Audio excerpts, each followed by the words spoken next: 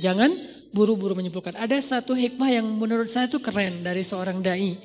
Beliau bilang gini, kalau kalian dapat WA, teks apapun bentuknya, kalau kalian dapat teks, dikirimin teks sama orang yang kalian gak nyaman, jangan langsung dibales.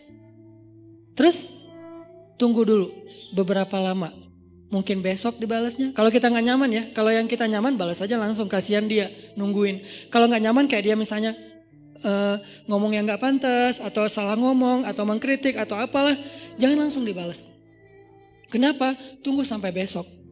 Kalau kita tunggu sampai besok, kita akan dapati diri kita besok membalasnya lebih bijak daripada semalam. Kenapa begitu? Oke teman-teman yang dirahmati Allah, alhamdulillah kita lanjutkan. Sebetulnya yang tadi kita udah ngebahas bab husnuzon ya, berbaik sangka. Karena salah satu yang bikin hubungan kita, baik itu dengan keluarga ataupun dengan geng, tetap langgeng, tetap nyaman itu ketika kita belajar untuk selalu berbaik sangka semampu kita. Fattaqullaha mastata'tum. Jadi ada level orang yang bisa berbaik sangka tuh level haqqa tuqatih. Kan ayatnya 2 ya. Ayat yang di Ali Imran, ittaqullaha haqqa tuqatih. Kalau ittaqullah itu kita breakdown, kan takwa itu variannya tuh banyak banget. Salah satu di antara arti takwa itu adalah berbaik sangka. Karena berbaik sangka juga amal soleh. Ada orang yang bisa berbaik sangka itu levelnya haqqa tuqatih. Benar-benar baik sangka. Ini orang kayak gak pernah ada pikiran buruk di dalam akalnya, di dalam pikirannya. Selalu baik tentang orang lain. Kalau ke manusia aja yang dia punya aib, dia selalu bisa berbaik sangka. Apalagi ke Allah yang maha sempurna. Ada orang yang kayak gitu emang. Tapi jarang banget. Apa kriteria orang bisa kayak gitu Ustaz? Atau apa kuncinya, tipsnya? Ya mungkin satu, dia orang yang bisa jadi dia emang orang yang polos. Sehingga gak ada pikiran-pikiran yang macam-macam di dalam benak dia, terlalu polos. Ada orang kayak gitu, ada. Kadang-kadang kita cemburu gitu ya sama orang yang terlalu polos, yang mungkin pergaulannya terbatas, pendidikannya terbatas, orang desa yang walaupun gak semua orang desa, kalau sekarang kan udah pada online ya. Tapi saya pernah umroh bareng seorang bapak petani, yang setiap hari jalan katanya 8 kilo ke sawah, buruh tani bukan petani, buruh tani. 8 kilo ke sawahnya, pulang balik berarti 16 kilo setiap hari. Dan ketika berangkat umroh, itu orang yang lain kadang-kadang namanya orang dari satu grup ya. Ada aja masalah kayak masalah di dalam kamar. Misalnya kayak satu grup kita ngambil yang kuat, 4 orang. Ada yang gak senang AC-nya dingin lah. Ada yang gak bisa tidur kalau lampunya nyala lah, yang lain harus nyala, yang satu gak bisa nyala. Ada yang kalau di kamar mandi paling lama sendiri, jadi pada ngantri. Ada aja masalah, tapi ini orang gak pernah ada masalah. Ke orang lain tuh dia gak pernah baper, gak pernah bete, gak pernah marah, gak pernah ngomongin yang enggak. Nyaman banget, kayaknya hidupnya tuh anteng, gak ada masalah. Kenapa bisa kayak gitu? Mungkin bukan karena dia orang yang selalu mampu berbaik sangka. Allah menganugerahi dia kepolosan sehingga gak bisa berburuk sangka. Dia gak bisa berbaik sangka dan juga gak bisa berburuk sangka, ya gitu-gitu aja. Dalam satu kondisi kadang orang kayak gini lebih bahagia daripada kita yang complicated ya. Satu sisi kita kalau berbaik sangka itu luar biasa. Tapi sisi lain kalau udah was-wasa berburuk sangka juga bisa rumit banget. Tapi ada orang yang biasa-biasa aja. Sehingga pas lagi umroh tuh saya ngelihat bapak ini kayaknya di antara satu jemaah umroh termasuk saya, dia nih yang paling mabrur ibadahnya. Kenapa? Jangan lihat mabrurnya ibadah itu atau solehnya seseorang itu dari yang tadi sunnah doang. Kadang-kadang ada orang yang ibadahnya tuh bagus banget malam hari tapi siangnya habis. Makanya Nabi nyebutnya dengan istilah apa? Muflis, orang yang bangkrut. Bukan orang miskin, orang bangkrut. Karena kalau orang miskin gak mungkin bangkrut kan? Apa yang mau dibangkrutin karena gak ada yang lebih misalnya kan. Orang bangkrut itu orang kaya tapi jatuh miskin, itu namanya orang bangkrut. Muflis bahasa hadisnya. Siapa orang yang bangkrut kata Nabi? Kata sahabat, orang yang kehilangan uangnya ya Rasul. Orang yang kehilangan ontanya ya Rasul. Orang yang kehilangan hartanya ya Rasul. Kata Nabi bukan itu. Ada yang lebih parah. Siapa? Orang yang kehilangan pahalanya. Dia datang di hari akhirat Dia datang di hari akhirat masuk dalam komunitas. Nanti di padang mahsyar kan banyak komunitas tuh. Ada komunitas ahli tahajud, ada komunitas ahli sedekah, ada komunitas ahli sholat berjamaah, ada komunitas menjaga pandangan, ada komunitas yang jomblo fisabilillah. Dia wafat dalam keadaan sendiri tapi nggak pernah berbuat dosa-dosa yang kayak gitu-gituan. Artinya kan jomblo fisabilillah banget ya. Makanya sampai ada hadis 7 komunitas yang di padang mahsyar dapat treatment Allah, yaitu naungan kan. Satu komunitas yang isinya semuanya pemimpin yang adil. Presiden dari zaman Khulafaur Rasyidin sampai nanti munculnya Dajjal, tapi semuanya orang-orang adil nih. Ada yang kenal dan kita kenal namanya, ada yang kita nggak kenal namanya bahkan ceritanya. Tapi ada di antara manusia. Mulai dari level tertinggi yaitu pemimpin negara sampai level terendah yaitu pemimpin keluarga. Ini nih ada komunitasnya. Nanti ada komunitas anak muda yang keren-keren. Keren maksudnya apa Ustadz? Taat tapi asik. Dia masih muda, asik dengan kehidupannya, cuman nggak pernah melanggar syariat. Dia rajin ibadah, dia jujur, dia banyak berbuat baik ke orang lain. Komunitas anak-anak muda. Salah satu yang terkenal di antara mereka legend banget siapa? Ashabul Kahfi.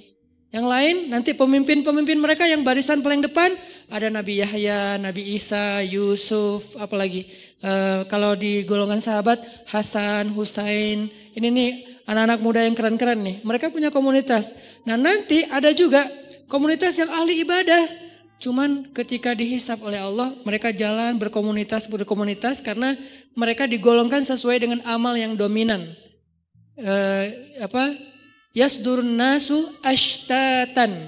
Manusia yasdur akan dikelompokkan ashtatan berkelompok-kelompok sesuai dengan liyuro a'malahum, sesuai dengan amalnya. Jadi kalau datang ahli Quran, itu ketahuan, wah hebat ya mereka ahli Quran gitu. Ketahuan dari mana? Mereka akan diberikan kendaraan cahaya. Kemudian dijemput langsung dari tempat mereka dibangkitkan. Dari kuburnya dijemput oleh malaikat. Kemudian mereka akan dikawal oleh malaikat yang juga ahli Quran.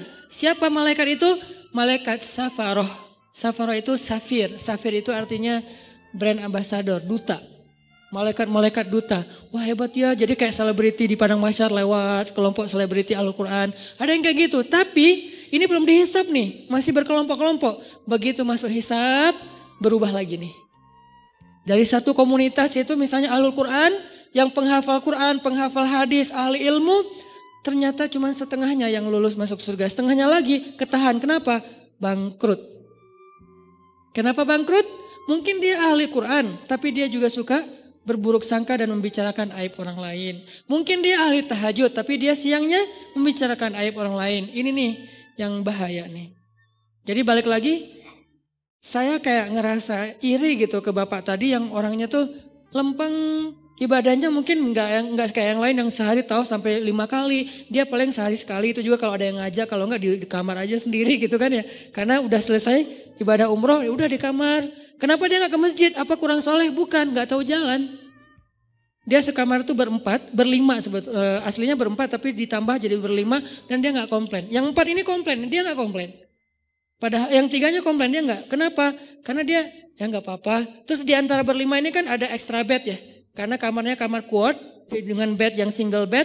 Terus karena ditambah satu lagi soalnya udah ganjil, extra bed, dia tidur di extra bed.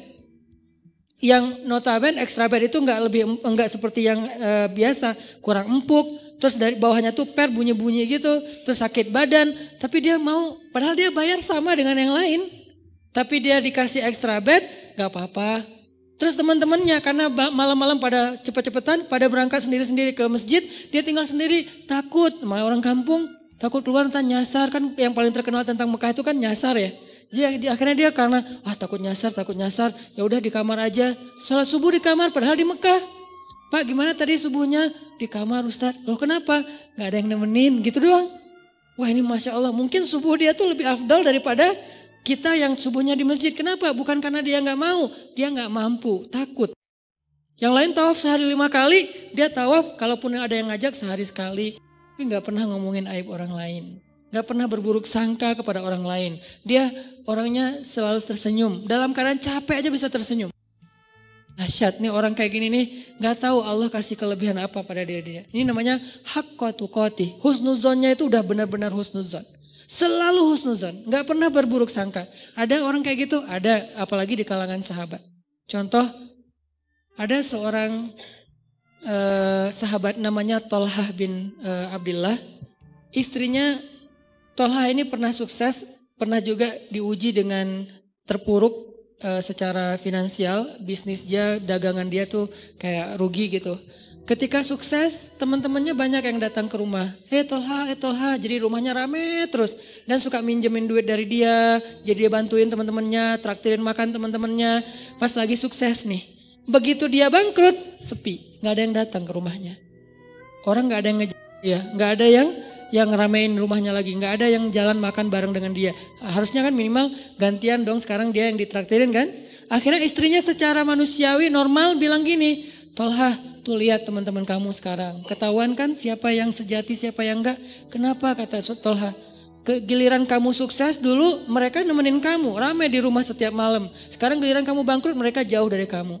Kata Tolha, enggak, sebaliknya. Mereka itu teman-teman yang baik.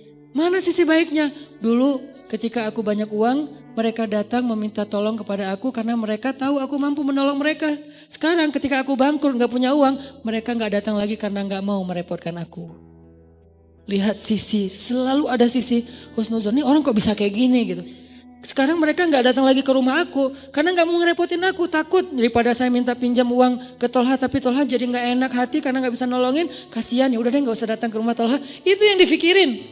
Coba kalau kayaknya kita kayak istrinya lah ya, normal kan ya. Dan itu gak salah, cuman ada orang yang keren. Bisa haqqa tuqatih. Sehingga ayatnya, ittaqullaha haqqa tuqatih. Kalau kalian mau beramal soleh yang pol coba. Ada orang yang bisa kayak gitu. Siapa lagi yang bisa husnuzon? Istrinya Abu Ayyub. Ketika terjadi fitnah, berita hoax tentang Aisyah selingkuh dengan Sofwan.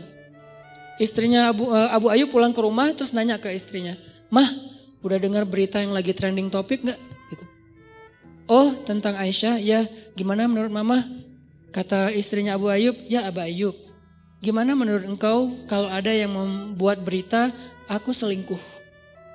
Kata Abu Ayyub, "Ma'azallah, gak mungkin saya percaya karena saya tahu mama orangnya solehah, baik, menjaga diri, gak mungkin macam-macam. Kalau sebaliknya ada orang yang mengatakan engkau hai Abu Ayyub selingkuh, mungkin gak?" "Ma'azallah, gak mungkin saya selingkuh, kan saya suami setia sama kamu," gitu-gitu kan ya. "Terus saya gak mungkin selingkuh, gak mungkin berpaling ke yang lain mah, demi Allah gitu." Kata istrinya Abu Ayyub, "Wahai Abu Ayyub, sesungguhnya Aisyah lebih soleha dari aku. Kalau aku gak mungkin, Aisyah lebih gak mungkin lagi. Sesungguhnya Sofwan lebih soleh dari kamu. Kalau kamu aja gak mungkin, apalagi Sofwan." Ini juga berbaik sangka. Dia selalu melihat angle yang bisa buat dia tuh berbaik sangka sama orang lain. Dia cari, dia ulik tuh. Gimana ya cara berbaik sangka? Gimana ya cara berbaik sangka? Kan itu harus dicari juga ya, gak bisa pasrah gitu aja. Karena kalau kita pasrah doang kan yuwaswis. Yang banyak itu kan was-wasah setannya nih. Yuwaswisu fi sudurinas. Ternyata dia benar, ternyata dia gitu, ternyata dia nggak seperti yang kamu pikirkan. Ini tuh banyak banget sehingga kita harus melawannya dengan cari-cari celah. Mana ya sisi baiknya ya, mana sisi baiknya ya. Kalau nggak ada, minimal kalau nggak bisa sama sekali, Allahu a'lam. Saya nggak mau komen deh. Saya nggak mau berprasangka apapun deh. Ya udah deh saya diam aja. Nah ini menunjukkan bahwa ada orang yang haqqa tuqatih. Ada juga yang nggak bisa haqqa tuqatih, maka Allah berfirman di dalam surat At-Taghabun kalau nggak salah, fattaqullaha mastata'tum. Kalau kalian nggak bisa berbaik sangka total, semua kasus berbaik sangka nggak bisa, minimal mastata'tum, usahakanlah semampu kalian. Ini Al-Quran, indahnya Al-Quran tuh kayak gitu, balance. Cuman kadang-kadang kan kita ngambil satu ayat menyimpulkan, padahal ayat itu saling mengutuhkan, saling menjelaskan, bayinat antara satu dengan yang lain. Kalau nggak bisa semuanya berbaik sangka, jangan sampai juga kita akhirnya nyerah. Kayaknya susah banget ya berbaik sangka, udah deh kita biasa-biasa aja, jangan gitu. Mastata'tum, berusahalah semampu kalian. Yang kalian lewatkan, minta ampun sama Allah. Yang kalian mampu, maka jagalah, dawamkan, istiqomahkan. Fattaqullaha mastata'tum. Mastata'tum itu yang mana Ustadz? Yang kecil-kecil dulu, latihan dari yang kecil dulu. Berbaik sangka terhadap hal-hal yang mungkin buat kita sih nothing tulus lah. Ini kan masih gampang ya berbaik sangkanya ya. Apalagi buat orang yang mungkin gak ada hubungannya dengan kita. Yang kalau kita berbaik sangka juga atau berburuk sangka gak ada untung ruginya buat kita. Ya udah kita latihan dari yang itu dulu. Terus kasus-kasus sepele, kasus yang sekedar komen, sekedar broadcast. Kayak misalnya kita lagi di satu grup, beda mazhab. Tiba-tiba ada yang broadcast mazhab yang kita gak sama dengan kita. Jangan langsung berburuk sangka, ini kayaknya nyepet gua nih. Jangan. Sampai di dalam taklim juga kadang-kadang ada orang yang berburuk sangka gara-gara pertanyaan. Misalnya Ustadz saya mau nanya gimana orang yang kerjanya masih riba. Langsung diliatin. Lo maksudnya gua? Jangan, karena dia gak kenal kita dan dia juga gak tahu. Mungkin dia nanya memang dia pengen tahu jawabannya. Tapi jangan juga sengaja kita nanya buat menjatuhkan teman kita yang baru belajar. Kayak misalnya dia baru datang hijabnya belum sempurna. Kita lihat wah ini ada bahan pertanyaan nih. Pas sesi tanya jawab, Ustadz apa hukumnya masuk masjid? Hijabnya masih kelihatan kayak orang di sebelah. Nah ini nih. Atau kalau gak bilang pun sampai bikin dia gak nyaman gitu. Yang jelas saling apa ya. Yang satu menjaga lisan, menjaga sikap. Yang satu lagi menjaga pikiran dan perasaan. Ini kalau bisa kayak gini semampu kita ya. Karena buat saya juga mungkin saya pastinya belum haqqa tuqatih. Jangankan keluar, ke rumah aja, ke keluarga aja belum bisa haqqa tuqatih. Tapi baru mastata'tum, masih ikhtiar, masih proses, masih belajar. Dan saya juga belajar, jangan berpikir, oh Ustaz udah sempurna banget ya, hebat ya. Enggak sama sekali, yang sempurna di antara manusia cuman Rasulullah SAW. Sisanya lebih, kemudian kurang dikit, makin kesini tuh makin lemah nih. Sahabat idealnya udah di atas rata-rata. Tabiin di bawah sahabat sedikit tapi di atas kita. Tabiin di bawah tabiin tapi di atas kita. Makin kesini tuh makin ya tahu dirilah. Artinya kita bukan siapa-siapa. Lagian orang bertakwa itu bukan berarti gak pernah berbuat dosa. Ini juga satu celah untuk berbaik sangka teman-teman. Ketika teman-teman punya teman baru atau teman yang udah baru hijrah atau yang udah soleh, jangan mengkultuskan dia harus benar segala hal. Ini bahaya nih. Kalau kita menganggap orang soleh ahli ibadah itu gak boleh salah, kita akan kecewa dengan semua orang. Kenapa? Gak ada orang kayak gitu setelah Rasulullah SAW wafat. Gak ada orang yang gak pernah buat salah.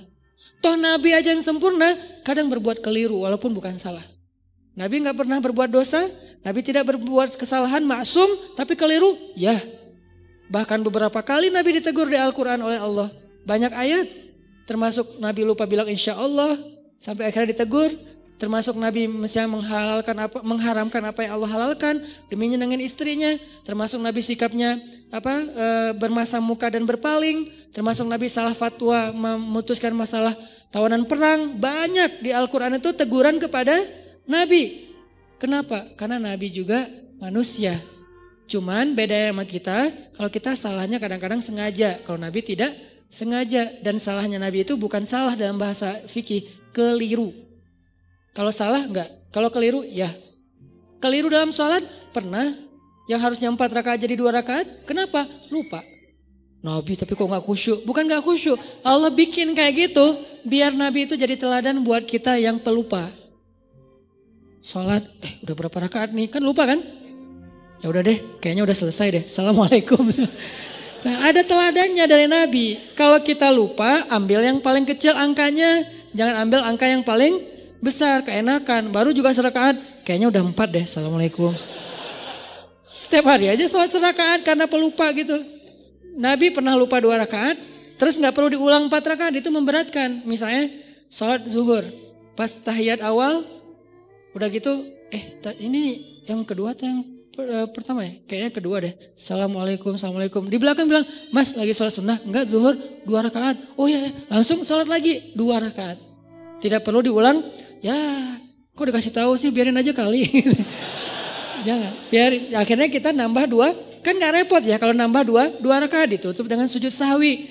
Kecuali kita udah kemana-mana, makan-makan dulu, cari kayak batagor apa segala macam. Lo tadi perhatiin gue sholat gak? Iya, kenapa? 2 apa 4? 2 sih kayaknya. Oh 2 beneran 2 ya, udah deh 2 lagi deh. Enggak, itu mah udah batal, udah jauh ya. Tapi kalau masih duduk, tapi kan udah ngomong Ustaz. Ngomongnya kan yang perlu aja, cuman masalah bab sholat, bukan ngerumpi. Udah ngobrol kemana-mana masalah politik segala macam. Kayaknya tadi kita bener gak sih sholatnya? Udah lama kali, itu ulang lagi dari awal. Nabi pernah kayak gitu? Pernah. Tapi itu bukan salah, keliru.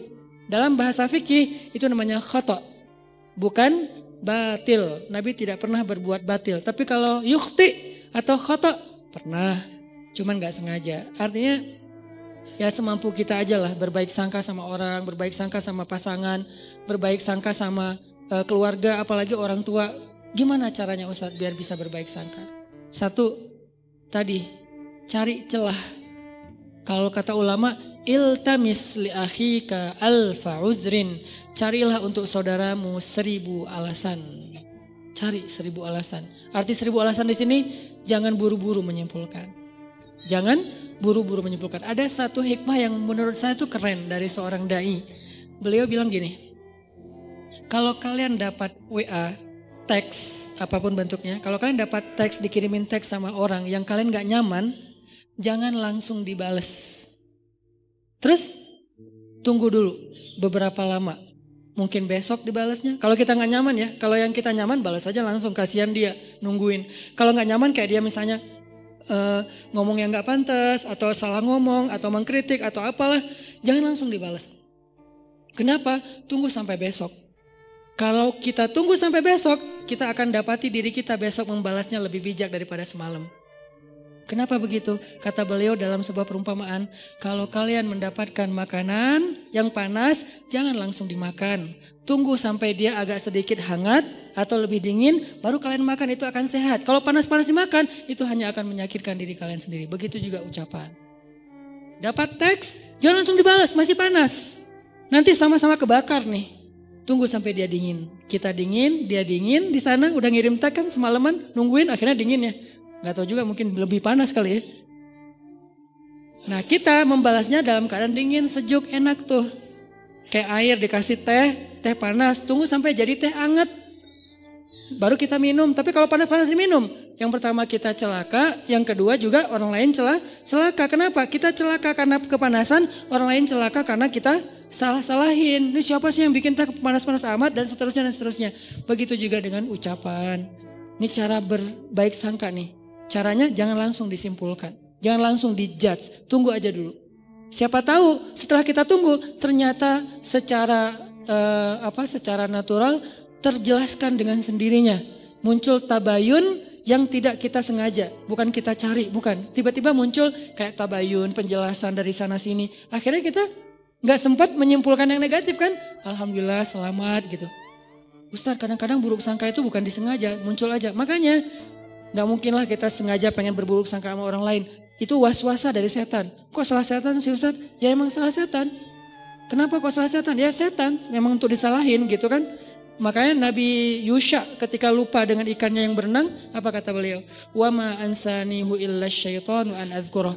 Gak ada yang bikin saya lupa kecuali karena saya setan. Ini setan nih kerjaannya nih gitu. Jadi a'udzubillahi minasyaiton. Pas kita ada yang gak enak di pikiran kita, a'udzubillahi minasyaitonir rajim. Terus kata setan, gue gak ngapa-ngapain kok ditaus-tausin sih. Ya emang bagian dia gitu. Masa a'udzubillahi minni. Ya Allah aku berlindung dari diriku sendiri, kan gak mungkin ya. Gak ada ayatnya, yang ada berlindung dari setan. Intinya cari celah, jangan langsung disimpulkan. Biarin aja dulu, larut. Ada masalah, jangan langsung, wah bener nih. Jangan, diamin aja dulu. Minimal kalau gak tertabayun, terjelaskan dengan sendirinya, kitanya udah concernnya udah pecah dengan hal-hal yang lain. Siapa tahu tiba-tiba Allah memberi kita rezeki lupa, besok gak sempat dibahas lagi. Ini cara-cara berbaik sangka yang kata ulama praktis. Tunggu, jangan simpulkan dulu.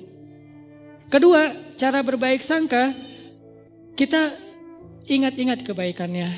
Karena kalau kita gak pernah ingat kebaikan orang lain, agak susah sih memikirkan bahwa dia itu sebetulnya gak ada maksud apa-apa. Tapi kalau menurut kita nih orangnya tuh baik, orangnya tuh gak pernah bohong.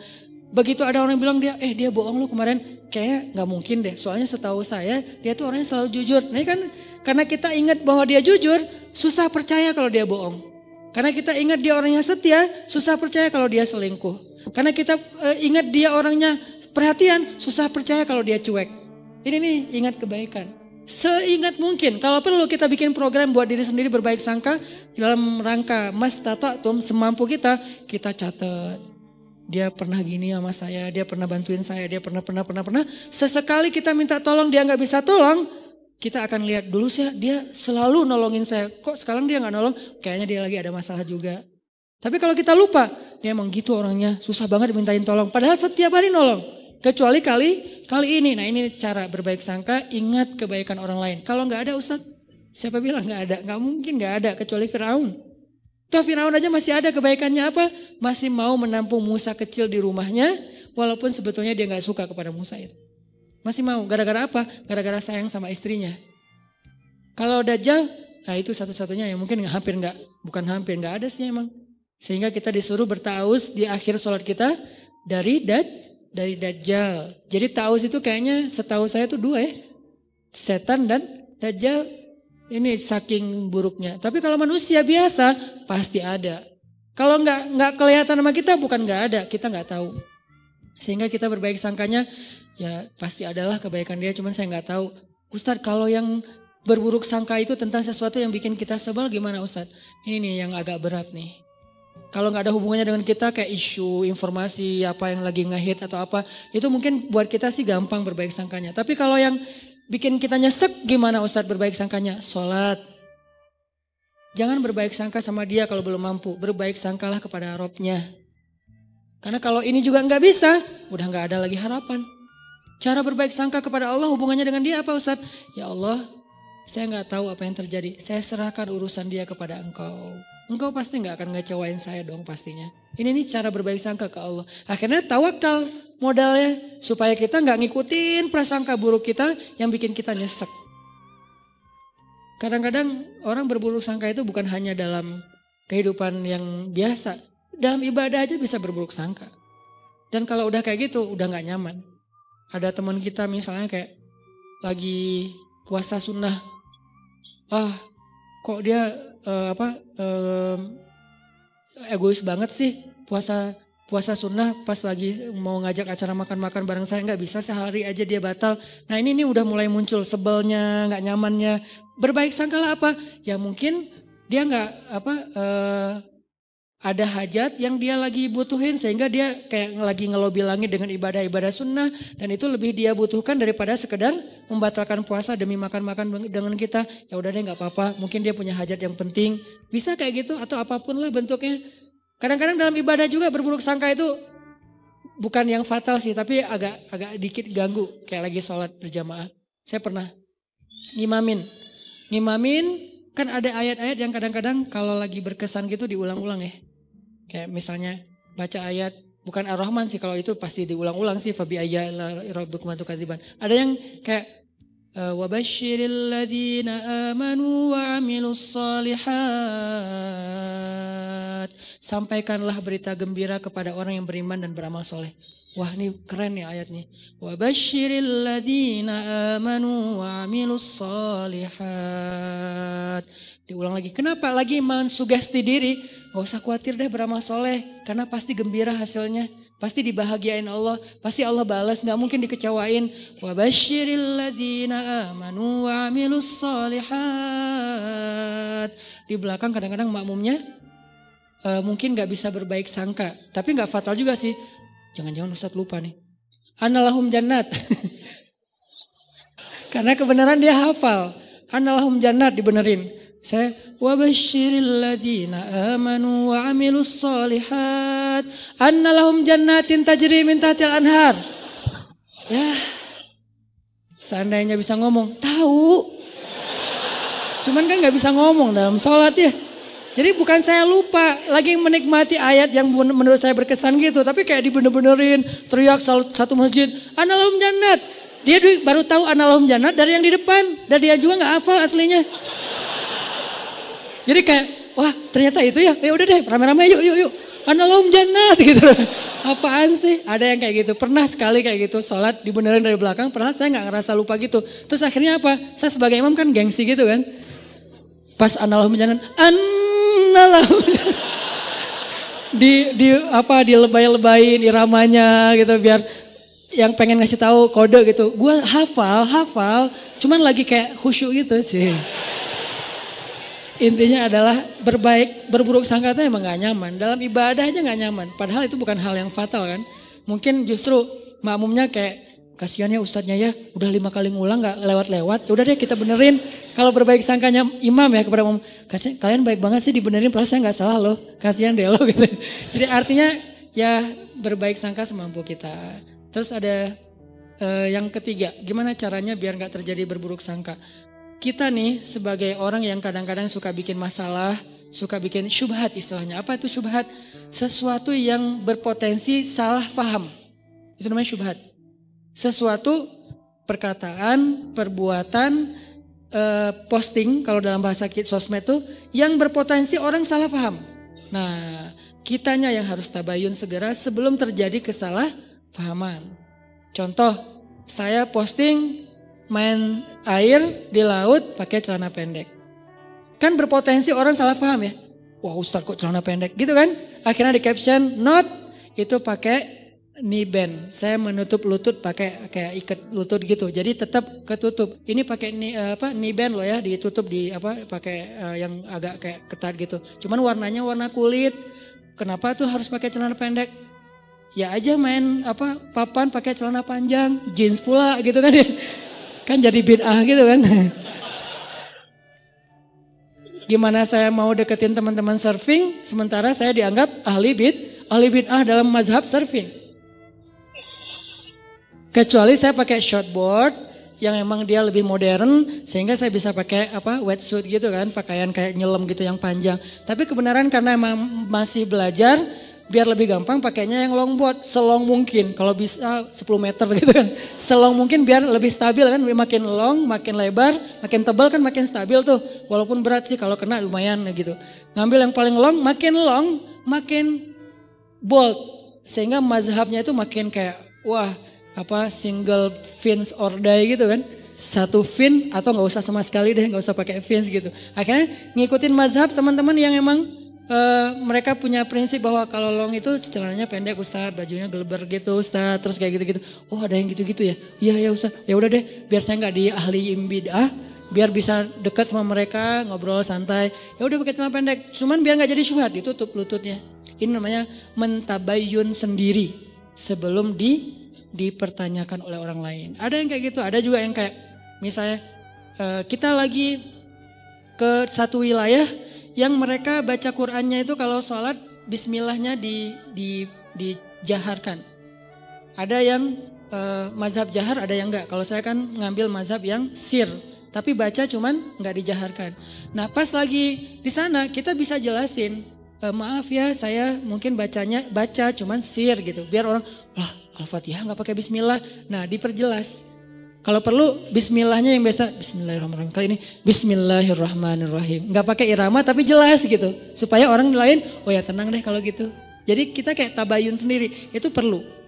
Apa dalilnya Ustadz? Nabi pernah kayak gitu. Nabi suatu malam lagi nganterin istrinya pulang. Karena dari masjid Nabi enggak nginep di rumah istri yang itu. Cuman dianterin pulang. Pas lewat di sebuah lorong kayak gang gitu yang agak-agak remang-remang. Nabi berdua dengan cewek, lagi nganterin cewek ini pulang. Dari itu berlah istri beliau. Tiba-tiba lewat sahabat ngelihat Nabi sama cewek, langsung mereka mempercepat langkahnya. Nabi, pergi aja. Pergi aja mereka, dipanggil sama Nabi. Sebentar kata Nabi. Kenapa ya Rasulullah? Ini adalah Sofia istriku kata Nabi.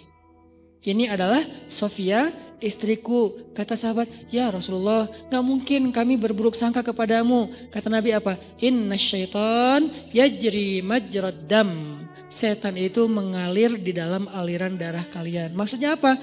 Dia tahu banget yang kalian rasain. Mungkin sekarang kalian gak akan ada apa-apa. Nabi sama cewek, pergi aja gak usah dipikirin. Udah disimpan. Besok ada yang ngomongin atau ngelihat sekali lagi. Bener ya kayaknya semalam yang kita lihat. Nah jadi gitu tuh. Daripada jadi omongan, maka Nabi langsung tabayun. Sebentar.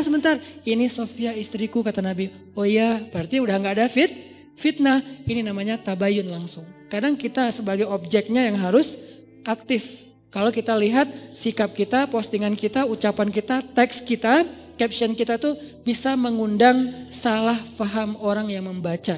Dan itu kan banyak tulisan-tulisan yang kalau orang baca salah paham. Kenapa salah paham? Karena mungkin memang tulisannya agak-agak multi tafsir. Maka butuh kayak footnote-nya, butuh penjelasannya, butuh apanya. Itu namanya tabayyun. Jangan tunggu orangnya, jangan suuzon dong, tabayun dulu. Kalau emang yang kita lakukan emang akan muncul potensi salah paham, kita aja yang langsung tabayun. Termasuk kayak lagi lagi bikin event. Saya beberapa kali bikin event, muhasabahnya pakai back sound. Saya udah minta fatwa, saya tanya Ustadz Abu Somad, Ustadz, saya muhasabah pakai back sound, boleh nggak Ustadz? Di dalam masjid atau di luar? Di luar, boleh. Tanya ke yang lebih senior lagi, namanya Bang Zikri, kakak kelas saya namanya Dr. Awalul Zikri, dokter di bidang fikih. Berarti beliau kan lebih ini lagi ilmunya. Bang, saya pakai backsound tapi di luar masjid, di gedung gitu pas muhasabah. Boleh enggak? Doa itu ibadah mutlak kata beliau. Arti ibadah mutlak tidak terkait dengan cara tertentu, maka boleh selama backsoundnya tidak berlebihan. Kalau backsoundnya mungkin yang lebih kencang daripada doa mungkin ya agak-agak gimana gitu kan ya. Terus pakai dulu kan jarang ada tablik akbar pakai flashlight ya. Terus kita bikin tablik akbar beberapa kali pakai flashlight. Pas bagian apa? Pas bagian lagu Indonesia Pusaka. Pakailah flashlight. Mulai dihujat nih. Dihujatnya apa? Kajian kok kayak apa gitu kan ya. Kayak ikut agama lain atau apa gitu. Kayak pakai lilin atau apa gitu. Oke, saya yang salah lupa tabayun. Alhamdulillah, bukan alhamdulillah. Qadarullahnya sekarang banyak para habaib, Masya Allah. Mereka selawatan juga di acara crowd event gitu pakai flashlight kan. Ada Habib siapa gitu, yuk kita selawatan nyalain flashlightnya. Buat apa sih? Buat lebih semarak, lebih semangat gitu.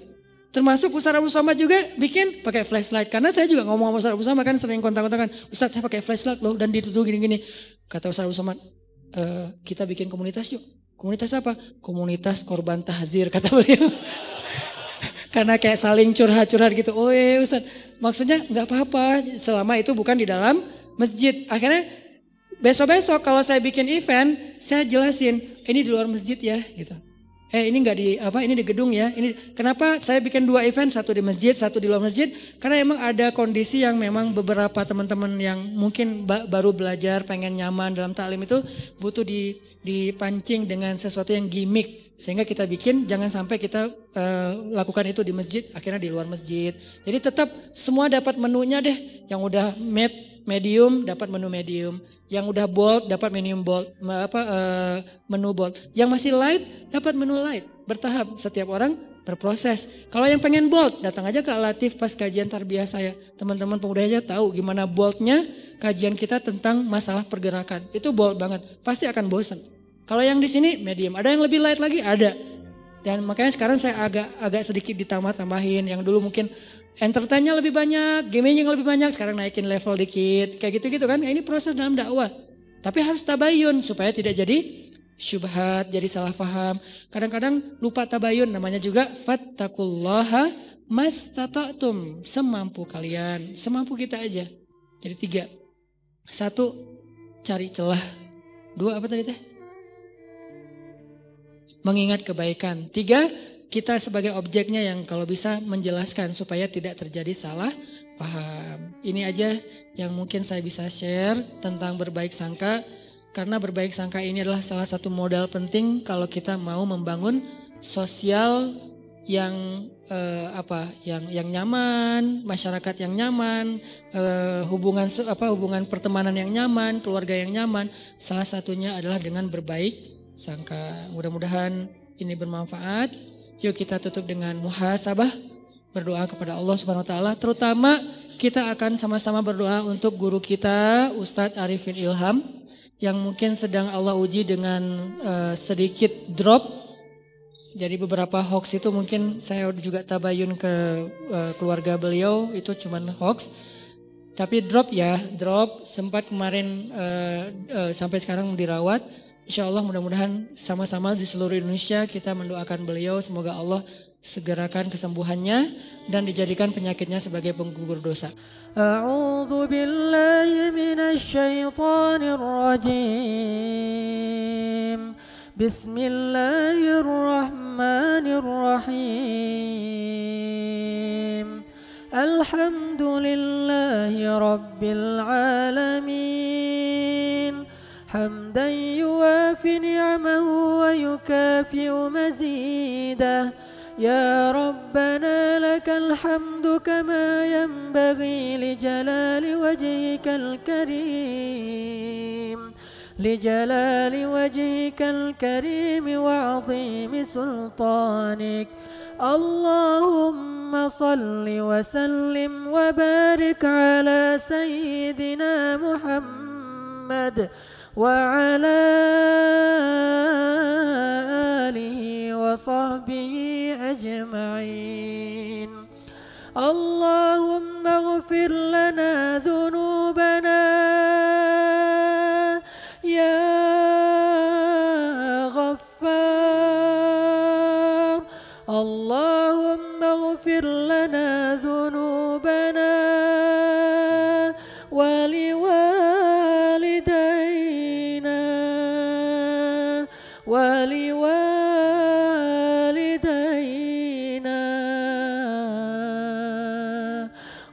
وارحمهما كما ربيانا صغارا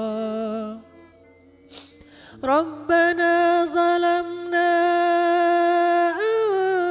أنفسنا وإن لم تغفر لنا وترحمنا لنكونن من الخاسرين وإن لم تغفر لنا وترحمنا لنكونن من الخاسرين فاغفر لنا وارحمنا يا غفار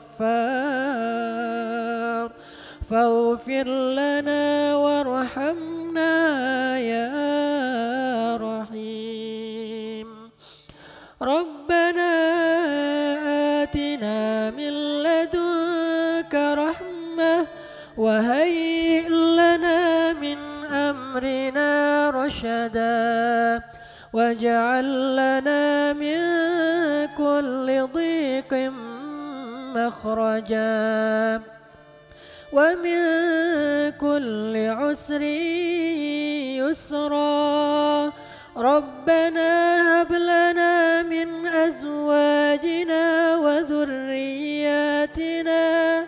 وذرياتنا قرة أعين واجعلنا للمتقين إماما اللهم انصر الإسلام والمسلمين اللهم انصر المسلمين في فلسطين اللهم انصر المسلمين في سوريا اللهم انصر المسلمين في روهينيا اللهم انصر المسلمين في كل مكان اللهم إنا نسألك في هذه الليالي المباركة في هذه الليالي رمضان أن تحرر المسجد الأقصى أن تحرر المسجد الأقصى المبارك أن تحرر المسجد الأقصى المبارك من أيدي اليهود من أيدي الغاصبين اللهم كن لنا وليا ونصيرا اللهم انصر المجاهدين اللهم وحد كلمتهم وسدد رميهم واشفي جرحاهم وارحم شهداءهم. اللهم اجعل بلدنا هذا إندونيسيا بلدا آمنا بلدا آمنا وارزق أهله من الثمرات من آمن منهم يا رزاق يا رب العالمين. ربنا تقبل منا أعمالنا ربنا تقبل منا صيامنا وقيامنا وركوعنا وسجودنا وتضرعنا يا مجيب السائلين.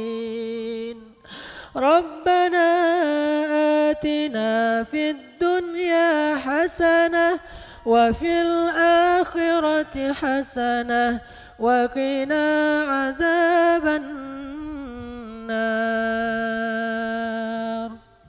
Ya Allah, ampunkanlah dosa-dosa kami ya Allah. Kami bersimpuh di lapangan ini bersama-sama ya Allah, dengan pemimpin-pemimpin kami ya Allah, dengan ulama-ulama kami ya Allah, dengan pemuda-pemuda kami ya Allah, dengan perempuan-perempuan muslimah kami ya Allah, dengan orang tua kami ya Allah, dengan anak-anak kami ya Allah. Kami semua datang kemari ya Allah semata-mata mengharapkan ampunan dari-Mu ya Allah. Ampunkanlah dosa-dosa kami di masa lalu yang kami malu untuk menyebutkannya satu persatu.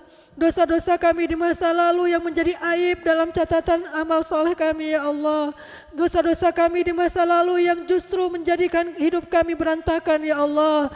Dosa-dosa yang menjauhkan kami dari rumah-Mu, dosa-dosa yang menjauhkan kami dari rahmat-Mu, dosa-dosa yang telah sekian lama menghijabi hati-hati kami ya Allah. Ampunkan dosa-dosa kami ya Allah. Jangan Engkau marah kepada kami karena dosa-dosa kami yang menumpuk. Jangan Engkau berpaling dari kami. Jangan Engkau tinggalkan kami sendiri ya Allah. Bagaimana kami hidup tanpa-Mu ya Allah? Bagaimana kami menjalani masalah-masalah kami tanpa pertolongan-Mu ya Allah? Jangan marah kepada kami karena perbuatan dosa kami di masa lalu ya Allah. Rahmatilah kami ya Allah. Ampunkanlah dosa-dosa kami ya Allah. Maafkanlah kekurangan-kekurangan kami ya Allah. Ya Ghaffar, ampunkanlah dosa kedua orang tua kami, ayah bunda kami yang telah membesarkan kami, yang berkorban untuk kami ya Allah. Jadikanlah keduanya ahli surga ya Allah. Ilahana, bantulah saudara-saudara kami di seluruh dunia. Bantulah kaum muslimin yang teraniaya di Palestina, di Suriah, di Rohingya, di Irak, di Yaman, dimanapun ya Allah. Jangan Engkau biarkan orang-orang zalim menumpahkan darah saudara-saudara kami. Dengarkanlah jeritan dan tangisan anak-anak yatim kami. Dengarkanlah jeritan dan tangisan janda-janda kami. Tolonglah mereka ya Allah. Jangan tinggalkan mereka sendiri ya Allah. Tolonglah saudara-saudara kami di Palestina yang harta mereka dirampas, tanah mereka dirampas, masjid mereka dirampas ya Allah. Ilahana ya Ghaffar, ya Aziz, ya Jabbar. Kami memohon kepadamu di malam yang penuh berkah ini, malam-malam bulan Ramadan. Bebaskanlah Masjidil Aqsa yang diberkahi ya Allah. Kembalikanlah Masjidil Aqsa ke tangan kaum muslimin ya Allah. Kembalikanlah Masjidil Aqsa dari tangan orang-orang yang zalim ya Allah. Engkau maha kuasa atas segala sesuatu. Jika Engkau menghendaki sesuatu, Engkau katakan kun, maka pasti terjadi sekehendak-Mu ya Allah. Ilahana, jadikanlah negeri yang kami cintai ini, negeri Indonesia, tempat kami lahir, tempat kami tumbuh, yang insya Allah kelak menjadi tempat kami mati ya Allah. Jadikanlah negeri yang kami cintai ini Indonesia, negeri yang aman. Jauhkan negeri ini dari orang-orang yang ingin memecah belah di antara kami ya Allah. Jauhkanlah negeri kami dari tukang fitnah ya Allah. Jauhkanlah negeri kami dari orang-orang yang zalim ya Allah. Jauhkanlah negeri kami dari orang-orang yang tamak ya Allah. Bangkitkanlah di antara kami pemimpin-pemimpin yang adil, pemimpin-pemimpin yang takut kepadamu, pemimpin-pemimpin yang berkata di awal jabatannya, inni akhafullah, aku takut kepada Allah dari korupsi, aku takut kepada Allah dari tuntutan rakyatku nanti di akhirat. Bangkitkanlah untuk kami seorang pemimpin yang salih ya Allah, yang akan memimpin kami di dalam salat-salat kami ya Allah, yang akan memimpin kami di tanah dan negeri yang kami cintai ini ya Allah. Ilahana, berilah petunjuk-Mu kepada pemuda-pemuda Indonesia. Perbaikilah akhlak kami pemuda-pemuda Indonesia. Ilahana, tolonglah ulama-ulama kami dan satukanlah barisan umat kami bersama ulamanya ya Allah. Rabbana atina fid dunya hasanah wa fil akhirati hasanah wa qina adzabannar.